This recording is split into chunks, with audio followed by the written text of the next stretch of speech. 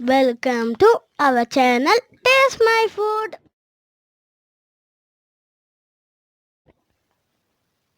அஸ்ஸலாமு அலைக்கும். Hello friends, எல்லோரும் எப்படி இருக்கீங்க? நல்லா இருக்கீங்களா?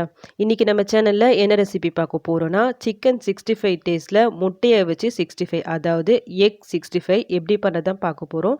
கண்டிப்பாக இந்த ரெசிபி வந்து ரொம்ப டிஃப்ரெண்ட்டாக ஒரு டேஸ்ட்டான ரெசிபியாக இருக்கும். இதுக்காக நான் ஒரு 5 முட்டையை இந்த மாதிரி உடச்சி எடுத்து வச்சுருக்கேன். இது கூடவே கொஞ்சமாக மஞ்சத்தூள், ஒரு 1/4 ஸ்பூன் அளவுக்கு மிளகுத்தூள், இதுக்கு தேவையான அளவு சால்ட்டு போட்டுக்கலாம். இது எல்லாத்தையும் சேர்த்துட்டு நல்லா இந்த மாதிரி பீட் பண்ணி எடுத்துக்குங்க. இந்த மாதிரி நல்லா அடித்து எடுத்துட்டு இப்போ நம்ம என்ன பண்ண போகிறோம்னா, இந்த முட்டையை வந்து நம்ம வேக வைக்க போகிறோம். அதுக்காக ஒரு ஸ்டீலில் ஏதாவது டிஃபன் பாக்ஸோ இல்லை பவுலோ எடுத்துக்கோங்க. அதில் வந்து ஃபஸ்ட்டே கொஞ்சம் எண்ணெய் போட்டு நல்லா க்ரீஸ் பண்ணி வச்சுக்கிங்க. அதுக்கப்புறமா இந்த பீட் பண்ணி வச்சுருந்தோம்ல இந்த முட்டையை இதில் ஊற்றிக்கலாம். இது ஊற்றிட்டு இது என்ன பண்ண போகிறோம்னா, ஒரு பேனில் போட்டு நம்ம வேக வைக்க போகிறோம்.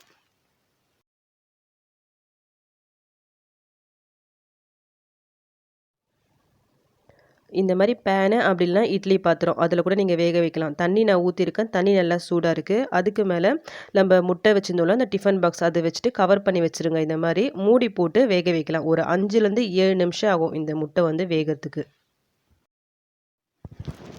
இப்போ இது நல்லா வெந்துடுச்சா சொல்லிட்டு ஓப்பன் பண்ணி பார்க்கலாம். இது எப்படி வெந்துச்சு சொல்லிட்டு பார்க்கணுன்னா, ஒரு கத்தியை வச்சு சும்மா உள்ளே இன்சர்ட் பண்ணி பாருங்கள். எதுவுமே இந்த மாதிரி ஒட்டாமல் வரணும்.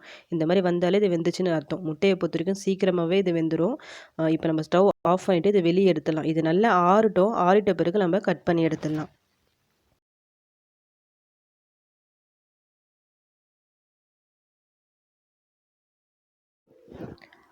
நல்லா ஆறிட்ட பிறகு சைடு ஃபுல்லாக அந்த கத்தியால் நல்லா இப்படி எடுத்து விடுங்க. அதுக்கப்புறமா இந்த மாதிரி ஸ்கொயர் ஷேப்பில் கட் பண்ணி எடுத்துக்குங்க. கட் பண்ணி எடுத்துட்டு இந்த மாதிரி எடுத்தாலே உங்களுக்கு ஈஸியாக வந்துடும். எல்லாமே தனியாக எடுத்து வச்சுக்கிங்க. அதுக்கப்புறமா நம்ம மசாலா போட்டு கோட் பண்ணலாம். இதுக்கு என்ன மசாலாலாம் நான் சேர்த்துருக்கேன்னா, ஒரு ஸ்பூன் அளவுக்கு நார்மல் தனி மிளகாய்த்தூள், ஒரு ஸ்பூன் அளவுக்கு காஷ்மீரி மிளகாய்த்தூள். இது கலருக்காக தான் நான் சேர்த்துருக்கேன். இது இருந்தால் போட்டுக்குங்க, இல்லைனா ஸ்கிப் பண்ணிவிடுங்க.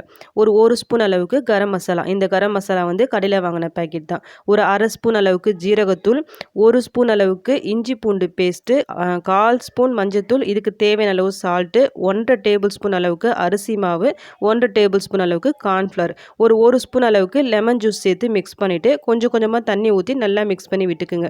இதுக்கு பதிலாக நீங்கள் கடையில் விற்கிற சிக்கன் 65 மசாலா பேக்கெட் இருக்குது பார்த்தீங்களா, அது கூட அப்படியே போட்டுக்கலாம்.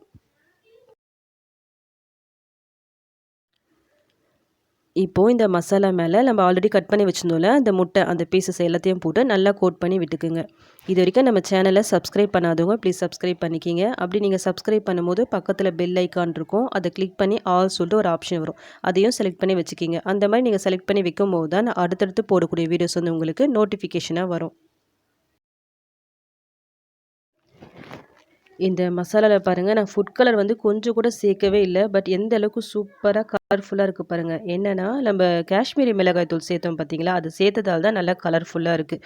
இப்போ இந்த மசாலாலாம் எல்லாம் நல்லா கோட் ஆகிடுச்சு. இது ஒரு 10லேருந்து 15 நிமிஷம் அப்படியே இருக்கட்டும்.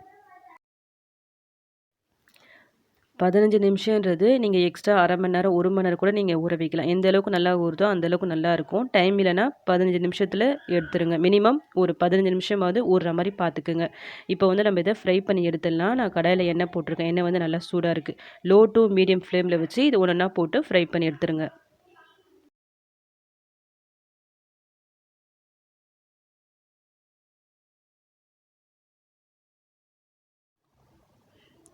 ரெண்டு சைடும் நல்லா திருப்பி போட்டு நல்லா ஃப்ரை பண்ணி எடுத்துருங்க. நம்ம போட்டதை விட இந்த முட்டை வந்து இன்னும் நல்லா டபுள் ஆகி வரும். நான் போடும்போது கொஞ்சம் சின்ன பீஸாக இருந்துச்சு. இது நல்லா ஃப்ரை ஆகிட்ட பிறகு பாருங்கள் நல்லா பெருசாக வந்திருக்கு. இதே மாதிரி எல்லாத்தையும் போட்டு ஃப்ரை பண்ணி தனியாக வெளியே எடுத்து வச்சுருங்க. அந்த எண்ணெய் வந்து கொஞ்சம் வடியட்டும்.